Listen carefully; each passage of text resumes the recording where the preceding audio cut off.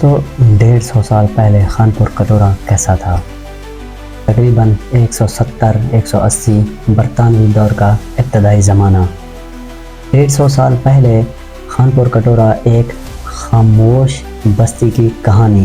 دوستو ابھی موضوع پہ آتے ہیں۔ آج سے 150 سال پیچھے لے جائیں خانپور کٹورہ کو، نہ پکی سڑکیں، نہ بجلی کے کھمبے، نہ اسکول کی گھنٹیاں۔ یہ ہے خانپور کٹورہ، جب یہ ایک چھوٹا سا خاموش اور مٹی سے جڑا ہوا گاؤں تھا۔ آج ہم جاننے کی کوشش کریں گے کہ 150 سال پہلے خانپور کٹورہ کیسا تھا۔ دوستو 150 سال پہلے برصغیر میں انگریز حکومت قائم ہو چکی تھی۔ 1857 کی جنگ آزادی کو گزرے زیادہ عرصہ نہیں ہوا تھا کہ پنجاب میں برطانوی راج اپنے قدم مضبوط کر رہا تھا۔ دوستو خانپور کٹورہ کسی بڑے شہر کا حصہ نہیں تھا، بلکہ ایک زرعی بستی تھی جہاں زندگی آہستہ آہستہ چلتی تھی۔ یہ علاقہ تحصیل اور ضلع کے نظام کے تحت چلایا جاتا تھا، مگر انگریز افسر کم ہی نظر آتے تھے۔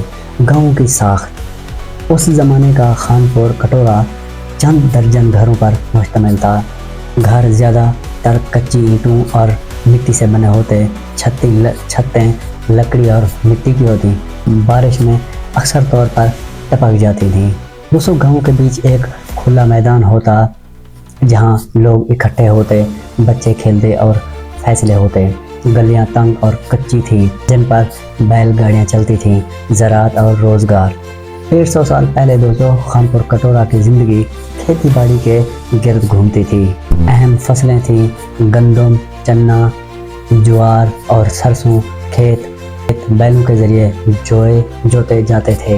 دوستو ٹیوب ویل نہیں تھے، پانی کنویں یا بارش پر منحصر تھا۔ کسان صبح سویرے کھیتوں کو نکل جاتے اور سورج غروب ہونے پر لوٹتے۔ مویشی دولت سمجھے جاتے تھے۔ جس کے پاس زیادہ بیل ہوتے اور گائیں ہوتی وہ خوشحال مانا جاتا۔ عام لوگوں کی زندگی دوستو اب عام لوگوں کی زندگی اس دور میں خانپور کٹورہ کے لوگ سادہ مگر محنتی تھے۔ مشترکہ خاندان عام تھے۔ ایک گھر میں دادی، ماں، باپ اور بچے اکٹھے رہتے۔ کھانے میں سادہ غذا ہوتی، مکئی یا گندم کی روٹی ہوتی تھی اور ساگ، دال اور لسی گوشت صرف خاص موقع پر پکایا جاتا تھا۔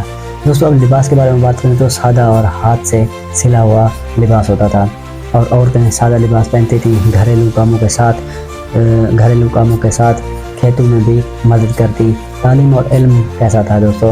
150 سال پہلے خانپور کٹورہ میں کوئی باقاعدہ اسکول نہیں تھا، بلکہ تعلیم اکثر مسجد یا کسی بزرگ کے پاس ہوتی تھی۔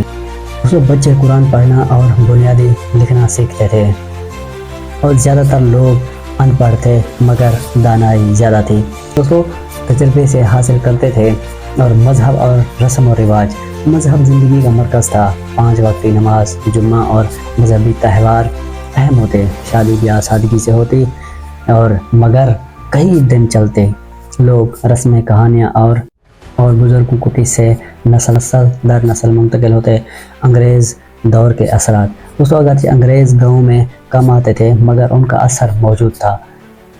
دوستو لگان ٹیکس نقد یا فصل کی صورت میں ادا کیا جاتا تھا۔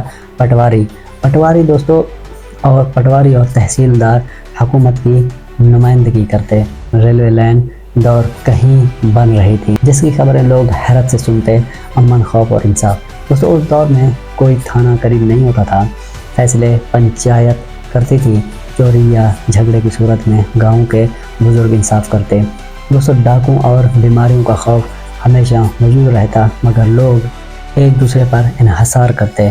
دوستو آخر میں آتا ہے کہ 150 سال پہلے کا خانپور کٹورہ سادہ، خاموش اور محنت سے جڑا ہوا ہوتا تھا، اور یہ وہ وقت تھا جب زندگی میں کم سہولتیں مگر زیادہ رشتے تھے۔